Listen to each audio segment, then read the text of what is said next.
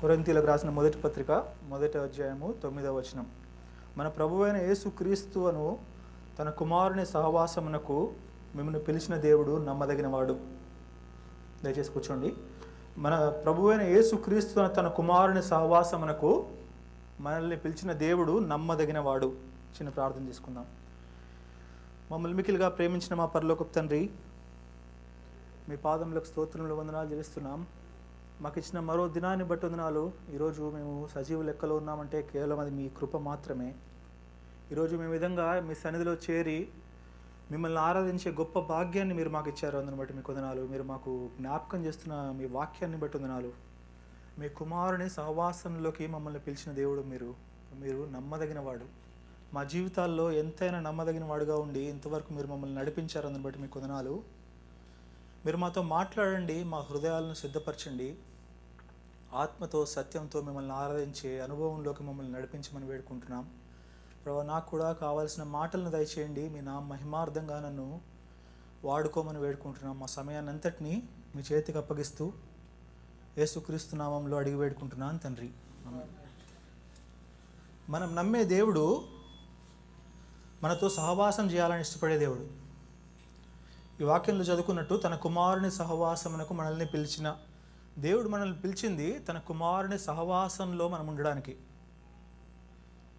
తన కుమారుని సహవాసంలోకి ఉండడానికి మనల్ని పిలిచిన దేవుడు నమ్మదగిన వాడని చదువుకున్నాం. ఎన్నోసార్లు మనము దేవుడు అనే మాట విన్న వెంటనే మనకు వచ్చే ఆలోచన ఏంటంటే, దేవుడు ఎక్కడో దూరంగా ఉండి ఒక పెద్ద సింహాసనం మీద కూర్చొని మన వైపు చూస్తూ మన అవసరాలన్నింటినీ తీరుస్తూ ఉంటాడు. మనకు ఏదైనా అవసరం వస్తే ఆయన అడగొచ్చు, ఆయన తీరుస్తాడు అనుకుంటూ ఉంటాం. కానీ క్రైస్తవ విశ్వాసంలో ప్రాముఖ్యమైన విషయం ఏంటి అంటే, దేవుడు మనలో నివసించేవాడు, మనతో సహవాసం చేయాలని ఇష్టపడే దేవుడు. అంత గొప్ప ఆధిక్యత దేవుడు మనకిచ్చాడు. అటువంటి దేవుని సన్నిధిలో మనం ఈరోజు ఉన్నాం. వాక్యంలో రాయబడింది కదా, ఎక్కడ 2-3 నా నామాన కూడి ఉంటే వారి మధ్యలో నేను ఉంటాను అని అంటాడు. ఈరోజు దేవుడు మన మధ్యలో ఉన్నాడని మనం నమ్ముదాం. దేవుణ్ణి ఆరాధించడానికి మనం ఇక్కడ చేరాము. ఆయన నామము ఎంతో బలమైంది. మనం ఆఖరిగా పాడుకున్నాం కదా, యెహోవా నీ నామము ఎంతో బలమైందని పాడుకున్నాం. ఎంత బలమైందంటే చెరసాల సంఖ్యలను కూడా అది తెంచివేయగలిగిన బలమైందనమాట. ప్రార్థన చేసినప్పుడు అని పాడుకున్నాం. కానీ వాక్యంలో ఎన్నో సందర్భాల్లో దేవుణ్ణి విశ్వాసులు ఆరాధించినప్పుడు సూపర్ న్యాచురల్ థింగ్స్ జరిగినట్టు వాక్యంలో రాయబడింది. ఎన్నో సందర్భాల్లో పౌలు శీల సందర్భాన్ని మనం తీసుకుంటే అక్కడ ఏమని రాయబడిందంటే, వాళ్ళు ప్రార్థన చేశారు అంత మాత్రమే కాకుండా దే శాంగ్ ప్రైజెస్ అంటూ గాడ్ అని ఉంటుంది. దేవుణ్ణి స్తుతించినట్టు అక్కడ ఉంటుంది. విశ్వాసులంగా మనం దేవుణ్ణి స్తుతించినప్పుడు, ఆయన సన్నిధిలో మనం నిలబడి ఆయన్ని ఆరాధించినప్పుడు గొప్ప కార్యాలు జరుగుతాయనే విషయాన్ని దేవుడు మనకు జ్ఞాపకం చేస్తున్నాడు. అంత మాత్రమే కాకుండా యెహోషాపాతు జీవితాన్ని మనం జ్ఞాపకం చేసుకుంటే, యుద్ధానికి వెళ్ళకముందు ఆరాధికులను ముందు పంపిస్తాడు. అప్పుడు ఏం జరుగుతుందంటే, యెహోవా వారి పక్షాన పోరాడి శత్రువులందరినీ నాశనం చేసినట్టు అక్కడ ఉంటుంది. ఈరోజు మనము ఆరాధనని ఈజీగా తీసిపడడానికి లేదు. దేవుణ్ణి ఆరాధించడం అనేది ఈ లోకంలో మనకు ఉండే గొప్ప భాగ్యం. అంత మాత్రమే కాకుండా ఎన్నో సందర్భాల్లో దేవుని యొక్క మహిమ వారి మధ్యలో విజిబుల్గా మేనిఫెస్ట్ అయినట్టు చూపిస్తుంది వాక్యం. విజిబుల్గా దేవుని యొక్క మహిమని మనం చూసే అవకాశం ఇది. కాబట్టి దేవుని సన్నిధిలో మనం ఉన్నాము, దేవుణ్ణి ఆరాధించడానికి వచ్చాము, బలమైన నామాన్ని ఆరాధించడానికి వచ్చాము. ఎంతో శక్తి కలిగిన నామం అది. ఆయన్ని మనము యునైటెడ్గా ఆరాధిస్తే మన జీవితాల్లో ఉండే బంధకాలు తెంచబడతాయి. చెరసాల వంటి ఉన్న మన జీవితంలో నుండి దేవుడు విడిపించే శక్తి కలిగిన దేవుడు. మన జీవితంలో యుద్ధం లాంటి పరిస్థితులు ఏమైనా ఉన్నాయేమో, దేవుడు మన పక్షంగా పోరాడి ఆయన విజయాన్ని దయచేయగలిగిన దేవుడు, మన శత్రువులను నాశనం చేయగలిగిన దేవుడు. అంత మాత్రమే కాకుండా మన జీవితాలని మార్చగలిగిన శక్తి ఈ ఆరాధనకు ఉంది. ఇటువంటి అనుభవంలోకి మనం నడిపించబడాలి అంటే ప్రాముఖ్యమైన విషయం ఏంటి అంటే సిద్ధపాటు. ఈ సిద్ధపాటు అనే మాట మనం పదే పదే వింటూ ఉంటాం. ఈ మధ్యకాలంలో నా జీవితంలో నేను నేర్చుకుంటున్న విషయం ఏంటంటే, దేవుని సన్నిధిలో సిద్ధపాటు కలిగి ఉండాలి. ఏదో ర్యాండమ్గా ఆదివారం 2 గంటలు అయింది కదా వచ్చి కూర్చున్నామంటే దేవుని యొక్క సన్నిధిని మనం అనుభవించలేమేమో అనిపిస్తూ ఉండింది నాకు. సిద్ధపాటు చాలా ప్రాముఖ్యమైనది. మొన్న ఆల్ నైట్ ప్రేయర్ రోజు కూడా అన్న వాక్యం చెప్తూ సిద్ధపాటు అనే విషయాన్ని ఎన్నోసార్లు మెన్షన్ చేశారు. ఈరోజు మనం ప్రార్థించడానికి వచ్చినా లేకపోతే ఈరోజు దేవుణ్ణి ఆరాధించడానికి వచ్చినా కూడా సిద్ధపాటు అనేది ప్రాముఖ్యమైన విషయం. నేను ఇక్కడ కూర్చునే వాళ్ళకంటే ఏం గొప్పవాడిని అని నా ఉద్దేశం కాదు, కానీ నేను నేర్చుకుంటున్న విషయం ఏంటి అనేది చెప్పాలని అనుకున్నాను. సిద్ధపాటు కావాలి, ఎందుకంటే దేవుడు రిలేషన్షిప్ కలిగి ఉండాలనుకుంటున్నాడు కదా మనతో. రిలేషన్షిప్ ఒక్కోసారి ఈ లోకంలో వన్ వే రిలేషన్షిప్స్ ఉంటాయి. మనం మాట్లాడుతూ ఉంటాము, ఎదుటివాడు మాట్లాడు. కానీ మన దేవుడు అటువంటి వాడు కాదు, ఆయన తిరిగి మనతో మాట్లాడేవాడు.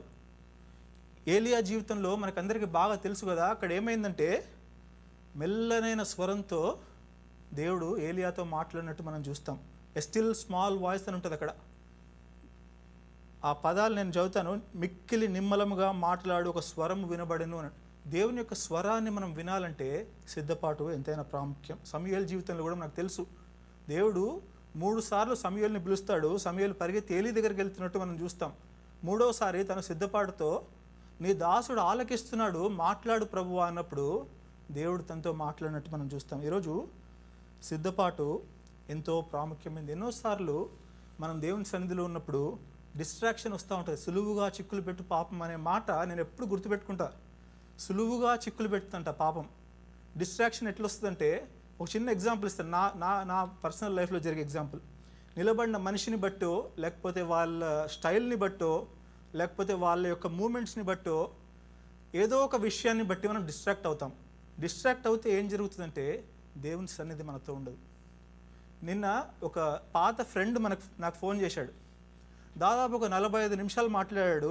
వాడికి ఉండే బాధ ఒకటే ఏంటంటే, ఆయన వాక్యం ఎట్లా చెప్తాడు, ఆయన చెప్పే వాక్యం ఏంటి, లేకపోతే ఆయనకి ఏం తెలుసు, ఇవే మాటలు మాట్లాడుతున్నాడు. ఆఖరిగా ముగింపులో నేను చెప్పింది ఏంటంటే, ఆయన సంగతి పక్కన పెట్టు, నువ్వు ఇవన్నీ మాట్లాడడం వల్ల దేవుని సన్నిధి నీలో లేదు, దేవుని యొక్క శక్తి నీ జీవితంలో లేదు అని కంక్లూడ్ చేయాల్సి వచ్చింది. ఈరోజు నేను ఎందుకు ఆ విషయం చెప్తున్నా అంటే, డిస్ట్రాక్షన్ అనేది మనిషి జీవితంలో కామన్, కానీ దేవుని యొక్క సన్నిధి మనం అనుభవించాలంటే ఆ డిస్ట్రాక్షన్ నుండి మనము కాషియస్గా బయటకు రావాలి అన్నది నేను ప్రాక్టీస్ చేస్తూ ఉన్నానని చెప్తున్నాను.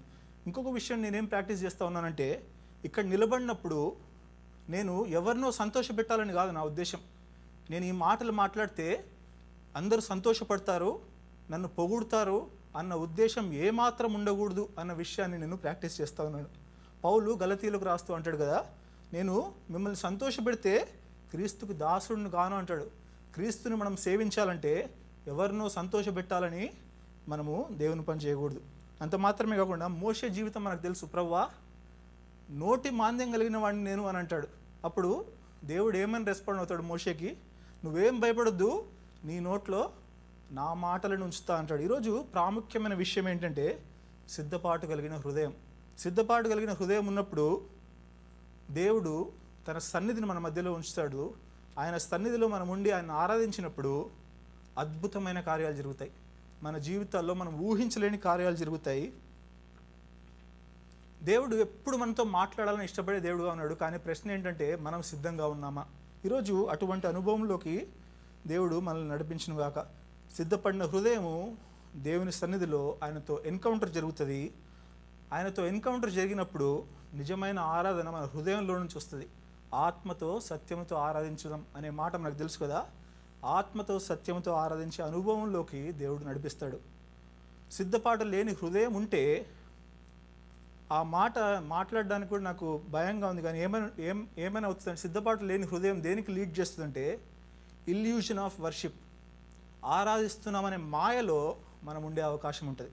ఈరోజు సంఘాల్లో ఉండే సమస్య అదే, స్టార్టింగ్ నుంచి ఉన్న సమస్య అదే. యేసుప్రభు కూడా ఎన్నోసార్లు పరిసయ్యులతో వేషధారులారా అని అంటాడు. ఎందుకని అంటాడంటే, మీ పెదవులతో నన్ను గణపరుస్తున్నారు కానీ మీ హృదయాలు నాకు దూరంగా ఉన్నాయని అంటాడు. ఈరోజు దేవుడు మనకు జ్ఞాపకం చేస్తున్న విషయాలు ఏంటంటే, హృదయం సిద్ధపరచబడాలి. నాకేమనిపిస్తుందంటే, ఇన్ని మాటలు మాట్లాడిన తర్వాత నువ్వు సిద్ధంగా ఉన్నావా అనే ప్రశ్న నన్ను అడిగితే నా దగ్గర దానికి జవాబు లేదేమో. కాబట్టి ఒక 10 క్షణాలు మౌనంగా మన హృదయాలను సిద్ధపరచుకోవడానికి ప్రయత్నిద్దాం. నేను 10 క్షణాలు మౌనంగా ఉంటాను. మనమందరం 10 క్షణాలు మన హృదయాలని సిద్ధపరచుకోవడానికి ప్రయత్నిద్దాం.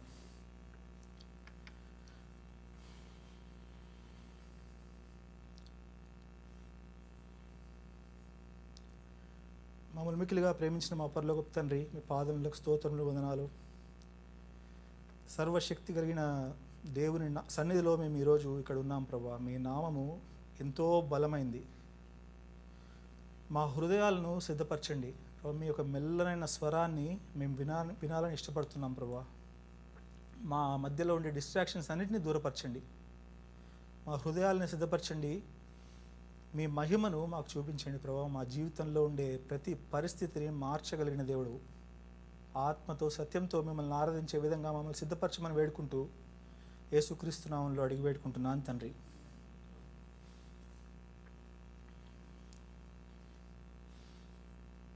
దేవుణ్ణి మనము ఎంత ఎక్కువగా తెలుసుకుంటామో అంత ఆయన యొక్క గొప్పతనాన్ని మనం అర్థం చేసుకోగలుగుతాం. ఎందుకంటే మనకు దేవుడికి ఉండేది రిలేషనల్ బాండింగ్ కాబట్టి.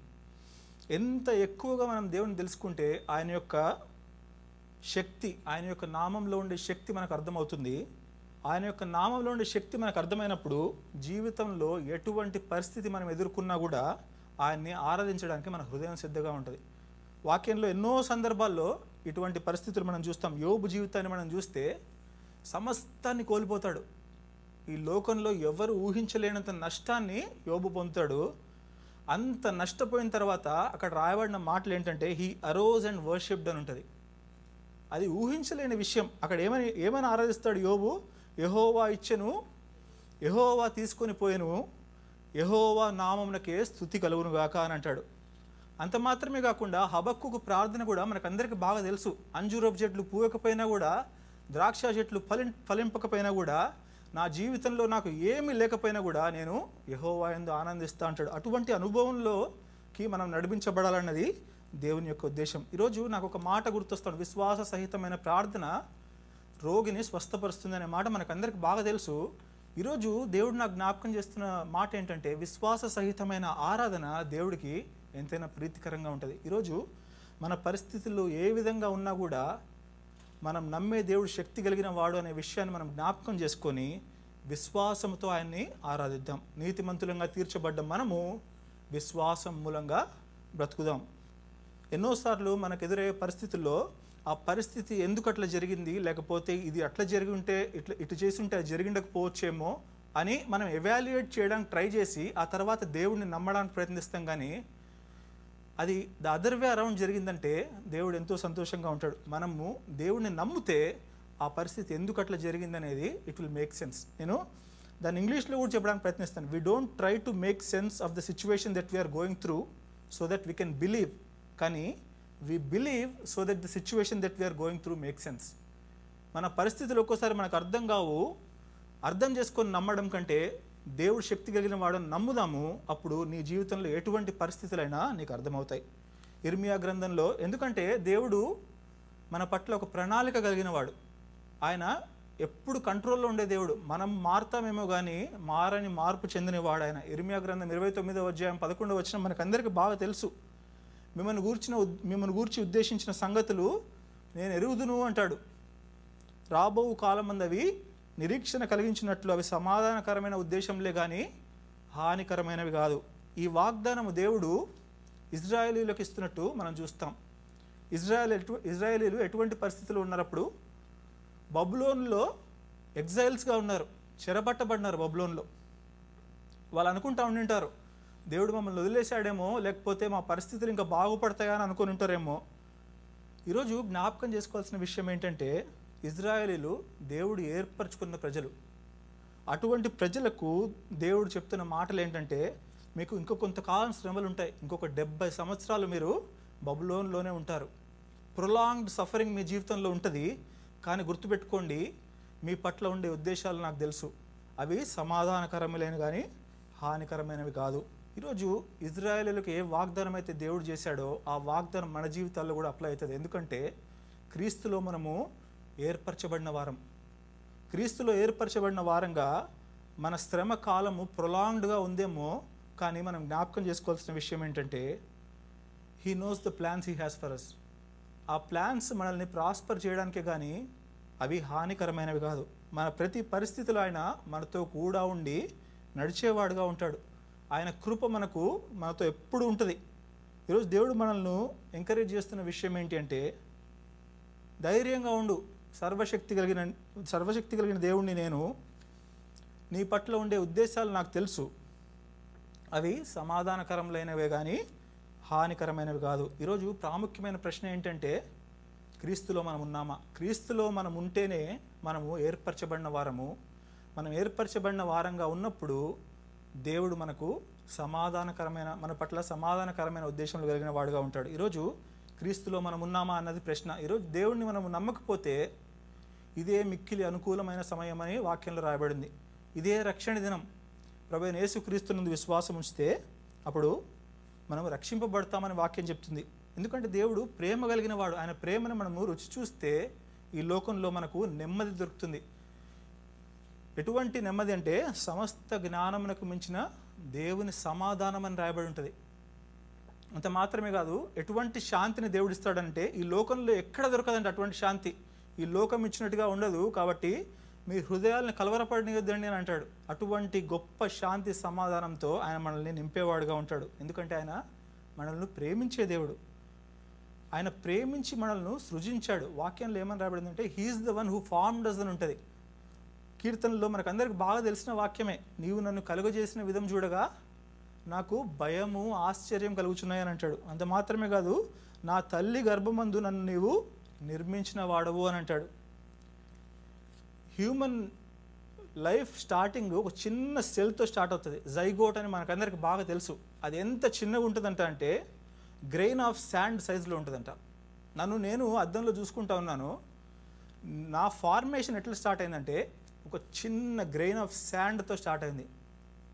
ఆలోచించండి ఒకసారి, ఎంతో ఆశ్చర్యకరంగా దేవుడు మనల్ని ఫామ్ చేశాడు. అంత మాత్రమే కాదు, ఎన్నో సందర్భాల్లో దేవుడు నిన్ను పేరు పెట్టి పిలిచి ఉన్నాను అని అంటాడు. మీరు నా సొత్తు అని అంటాడు. మనల్ని కలుగు చేసిన విధానాన్ని మనము ఈజీగా తీసుకోకూడదు. కలుగు చేసిన విధానం చూస్తే ఆశ్చర్యము భయము కలుగుచున్నాయి. ఈరోజు ఇంకా గొప్ప విషయం ఏంటంటే, ఆ టైనీ సెల్ ఉంది కదా, అది ఫామ్ అవ్వక ముందే దేవుడు మనల్ని ఎరిగి ఉన్నాడు అనే విషయం కూడా వాక్యం చెప్తుంది. తల్లి గర్భంలో నువ్వు రూపింపబడక ముందే నేను నిన్ను ఎరిగి ఉన్నాను. ఈరోజు తల్లికి కుమారుడికి ఉండే సంబంధము ఎంతో గొప్ప సంబంధం. కానీ దేవుడితో మనకుండే సంబంధము అంతకు మించింది. ఎందుకంటే తల్లి గర్భంలో రూపింపబడక ముందే ఆయన మనల్ని ఎరిగినవాడు. తల్లి అయినా ఈ లోకంలో నిన్ను మరుస్తుందేమో కానీ నేను నిన్ను ఎన్నడూ మరువను అని అంటాడు. ఈరోజు ధైర్యంగా ఆయన సన్నిధిలో మనము ఆయన్ని ఆరాధిద్దాం. ఇంత గొప్ప దేవుడవు, నువ్వు నన్ను సృజించిన దేవుడవు, నన్ను పేరు పెట్టి పిలిచిన దేవుడవు, నేను నీ సొత్తుగా నువ్వు చేసుకున్న దేవుడవు, అందును బట్టి నీకు వందనాలని దేవుడిని మనం స్తుతిద్దాం. రెండవదిగా, ఆయన మనల్ని సృజించడం మాత్రమే కాదు, తను తాను ఆయన మనకు కనుపరుచుకున్నాడు. మనం ఆయన్ని ప్రేమించలేదు, కానీ ఆయనే మనల్ని ప్రేమించి మన కొరకు ఈ లోకానికి వచ్చాడు. మా యాన్సిస్టర్స్ గురించి ఆలోచిస్తూ ఉన్నాను నేను. మన తాతల కాలంలో ఆలోచిస్తే we were in a different faith, strong different ఫెయిత్లో ఉన్నాము. దేవుని కృపను బట్టి నిజమైన దేవుడు ఎవరో తెలుసుకోవడానికి దేవుడు సహాయం చేశాడు. మన పాపములను బట్టి, మన అపరాధములను బట్టి చనిపోయిన స్థితిలో మనం ఉన్నప్పుడు దేవుడు మనల్ని ప్రేమించి మన కొరకు ఈ లోకానికి వచ్చి తను తాను మనకు రివీల్ చేసుకున్నాడు. మన దోషాలని ఆయన మీద మోపుకున్నాడు. ఈరోజు ఎంత గొప్ప ఆధిక్యత! నిజమైన దేవుడిని మనము కృప ద్వారా తెలుసుకోగలిగినాం. ఎఫెసీలకు రాసిన పత్రిక 2వ అధ్యాయం 4వ వచనంలో ఏమని రాయబడిందంటే, దేవుడు కరుణాసంపన్నుడై ఉండి, ఎందుకు దేవుడు తను తాను మనకు రివీల్ చేసుకున్నాడంటే, దేవుడు కరుణాసంపన్నుడై ఉండి తన మహాప్రేమ చేత అని రాయబడి ఉంటుంది అక్కడ. ఈరోజు ఆయన యొక్క కరుణా సంపన్నతను బట్టి, ఆయన యొక్క మహాప్రేమను బట్టి మనము రక్షింపబడ్డాం. ఆయన యందు విశ్వాసం ఉంచడం ద్వారా కృపచేత మనం రక్షింపబడ్డాం. అంత మాత్రమే కాకుండా ఆయన మనల్ని ప్రొటెక్ట్ చేస్తూ ఉన్నాడు ఇంతకాలం. ఆయనకు ఉండే పేరు ఏంటంటే ఇమ్మానుయేల్ దేవుడు. ఆయన మనతో ఉండి మనల్ని ప్రొటెక్ట్ చేస్తూ ఉండేవాడు, ప్రొటెక్ట్ చేస్తూ ఉన్నాడు ఇంతవరకు. ఎన్నోసార్లు నా జీవితంలో నేను ఆలోచిస్తూ ఉన్నాను, ఎన్నో పరిస్థితుల్లో నాకు బాగా గుర్తు. ఒకసారి నేను షికాగోలో చదువుకునే టైంలో ఒకరోజు రాత్రి భోజనం తర్వాత రోడ్డు మీద నడుస్తూ ఉన్నాను. తెలియని ఒంటరితనం ఉండింది నా జీవితంలో. ఎన్నో సమస్యలు ఉంటున్నాయి. ఆకాశం వైపు చూసి, ప్రభువా నాకు సహాయం ఎక్కడి నుంచి వస్తుంది అని దీన స్థితిలో ఉన్న పరిస్థితులు నాకు బాగా తెలుసు. అటువంటి సందర్భాలు మనందరి జీవితాల్లో ఉంటాయి. కానీ ఒకసారి జ్ఞాపకం చేసుకుంటే ఇమ్మానుయేల్ దేవుడుగా ఆయన మనతో ఉండి మనల్ని ఇంతవరకు నడిపించాడు. నెక్స్ట్ మీల్ లేని పరిస్థితులు నా జీవితంలో ఉండినాయి. చాలామందికి నా సాక్ష్యం తెలుసు. అప్పుడు దేవుడు అద్భుత రీతిగా దేవుడు నాకు ప్రొవైడ్ చేశాడు. ఎన్నో అనారోగ్యాల్లో దేవుడు నాకు సహాయం చేస్తూ వచ్చాడు. ఈరోజు ఆయన ఇమ్మానుయేల్ దేవుడుగా మనతో ఉన్నాడు. మా అమ్మతో మాట్లాడుతూ ఉన్నాను నేను రీసెంట్గా. మా అమ్మ ఏమని చెప్పిందంటే, తను 9th మంత్ ప్రెగ్నెంట్గా ఉన్నప్పుడు ఒక గుంతలో పడిందంట. అంటే అదొక చిన్న విషయంలాగా అనిపించింది కానీ నాకు, అంటే నవ్వు వచ్చింది. అంటే గుంతలో పడిందంట, చిన్న పొరపాటు జరిగింటే ఈరోజు మీ మధ్యలో నేను ఉండేవాడిని కాదు అనే విషయాన్ని నాకు అనిపిస్తాను. దేవుడు అంత ప్రొటెక్ట్ చేస్తూ మనందరినీ ఇంతవరకు తీసుకొచ్చాడు. ఇంత ప్రేమించినప్పటికీ ఎన్నోసార్లు ఆయన్ని హర్ట్ చేశాను నేను. ఎన్నోసార్లు ఆయన ప్రేమను మర్చిపోయి ఇష్టానుసారమైన జీవితం జీవించాను నేను. వాక్యంలో తప్పిపోయిన కుమారుడు ఉంటాడు కదా, తండ్రి ఎంత ప్రేమించినప్పటికీ తండ్రితో గొడవపడి తండ్రికి అగెయిన్స్ట్గా రెబెల్ చేసి నీతో సంబంధం నాకొద్దు అని చెప్పి తండ్రికి దూరంగా వెళ్ళిపోతాడు. అటువంటి జీవితం ఉండింది నాకు. కానీ ఏ విధంగా అయితే తప్పిపోయిన కుమారుడు పశ్చాత్తాపంతో తిరిగి తండ్రి దగ్గరికి వచ్చాడో, తండ్రి ఏం చేశాడని రాయబడింది అక్కడ. వాడు ఇంకా దూరంగా ఉన్నప్పుడు 5 మాటలు ఉన్నాయి అక్కడ, చాలా ముఖ్యమైన మాటలు. వాడు ఇంకా దూరంగా ఉన్నప్పుడే తండ్రి వాడిని చూచి కనికరపడి పరుగెత్తి కౌగలించుకొని ముద్దు పెట్టుకున్నాడంట. అటువంటి అనుభవం నా జీవితంలో ఎన్నోసార్లు నేను అనుభవించాను. ప్రేమ కలిగిన దేవుడు, నన్ను ఫామ్ చేసిన దేవుడు, తను తాను నాకు కనపరుచుకున్న దేవుడు, ఇమ్మానుయేల్ దేవుడుగా నాతో ఉండి నన్ను నడిపించిన దేవుడికి నేను విరోధంగా జీవించాను ఎంతో కాలము. ఆయన ప్రేమను నేను మర్చిపోయాను. ఈ ప్రొటెక్షను లేకపోతే ఈ లోకంలో ఉండే సమృద్ధి అంతా నా సొంత కష్టం ద్వారా సంపాదించుకున్నామని అనుకున్నాను. ఆయనను త్రోసివేశాను. కానీ ఎప్పుడైతే పశ్చాత్తాపడి ఆయన దగ్గరకు వచ్చానో, నువ్వు అట్లా బిహేవ్ చేసావు కదా నాతో, లేకపోతే నువ్వు ఇష్టానుసారంగా ఉన్నావు, నేను అవసరం లేదనుకుని వెళ్ళిపోయావు కదా, లైన్లో నిలబడు, తర్వాత చూద్దామని అనలేదు దేవుడు. నేను ఇంకా దూరంగా ఉన్నప్పుడే నా హృదయాన్ని ఆయన చూసి లేచి పరిగెత్తుకొని వచ్చి నా మీద కనికరపడి నన్ను కౌగలించుకుని ఆయన ముద్దు పెట్టుకున్నాడు. ఎన్నోసార్లు మన జీవితంలో కూడా మనం అట్లా దూరంగా పరిగెత్తుతూ ఉంటాము. జ్ఞాపకం చేసుకోండి, దేవుని ప్రేమ మనల్ని ఎప్పుడు విడిచిపెట్టేదిగా ఉండదు. తన కుమారుని సహవాసంలో ఉండడానికి ఆయన మనల్ని పిలిచిన దేవుడు నమ్మదగిన వాడు. ఆయన నమ్మదగిన వాడుగా ఉన్నాడు. ఆయన ఇప్పుడు ఉన్నాడు, నమ్మదగిన వాడుగా మన పాస్ట్లో ఉన్నాడు, అంతం వరకు ఆయన నమ్మదగిన వాడుగా ఉంటాడు. ఈరోజు అంత గొప్ప దేవుడిని మనం కలిగి ఉన్నాం. ఆయన యొక్క నమ్మకత్వాన్ని మనం జ్ఞాపకం చేసుకుందాం. మన జీవితాల్లో ఎన్నో పరిస్థితులు ఉంటాయి. ఈరోజు ఆరాధన అంటే ఏదో కొత్త మాటలని కనిపెట్టి, లేకపోతే ఏదో బలమైన మాటలతో ఇట్లా ఎవరినో ప్లీజ్ చేయాల్సిన అవసరం లేదు. కానీ నీ జీవితాన్ని జ్ఞాపకం చేసుకో. మన సాక్ష్యమే మన ఆరాధన. నువ్వు పుట్టుక నుండి ఇప్పుడు దాకా ఏం జరిగిందో ఒకసారి జ్ఞాపకం చేసుకో. నిన్ను ఎంతో జాగ్రత్తగా ఆయన ఫామ్ చేశాడు, ఎంతో జాగ్రత్తగా ఆయన ప్రొటెక్ట్ చేస్తూ వచ్చాడు. ఎన్నోసార్లు నువ్వు తప్పిపోయినప్పటికీ ఆయన తిరిగి నిన్ను చేర్చుకున్నాడు, తన్ను తాను ఆయన నీకు కనపరుచుకున్నాడు. ఈరోజు అటువంటి మాటలతో యునీక్గా నీ యొక్క జీవితంలో ఎక్స్పీరియన్స్ని దేవుని సన్నిధిలో నిజమైన మనసుతో పెట్టడమే ఆరాధన. అటువంటి అనుభవంలోకి దేవుడు మనల్ని నడిపించును గాక. దేవుడి వాక్యాన్ని దీవించును.